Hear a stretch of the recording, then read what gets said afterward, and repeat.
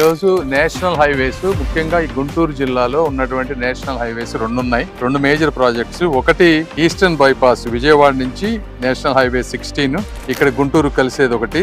అందులో అంతా మ్యాప్ అన్ని చూపించారు అధికారులు అంతా. వాటిలో ఎక్కడ మాకేం అభ్యంతరాలు లేవు, మా ఎమ్మెల్యేలకు కానీ మాకు కానీ ఎవరికి. సో అది ముందుకు వెళ్ళిపోవచ్చు, నో ఇష్యూస్. రెండోది upgradation of existing 2 lane Vinukonda to Guntur. ఇది 4 lanes కి కన్వర్ట్ చేసేది. ఇందులో ఇంతకు ముందు ఒరిజినల్ గా ప్రపోజ్ చేసిన దానికన్నా కూడా దాన్ని కొంచెం ఆల్టర్ చేసి అమరావతి క్యాపిటల్ ని ఇంక్లూడ్ చేస్తూ గుంటూరుకి అవతల సైడ్ ఇంకో బైపాస్ వచ్చే విధంగా ప్లాన్ చేసి చూపించారు. యాక్చువల్ గా బాగుంది ఆ ప్లాన్, వాళ్ళు తీసుకొచ్చిన విధానం గానీ అంతా. ఎందుకంటే అది క్యాపిటల్ కి యాక్సెస్ అవుతుంది, గుంటూరుకి కూడా అవుటర్ రింగ్ రోడ్ లాగా పనిచేస్తుంది అవతల సైడ్.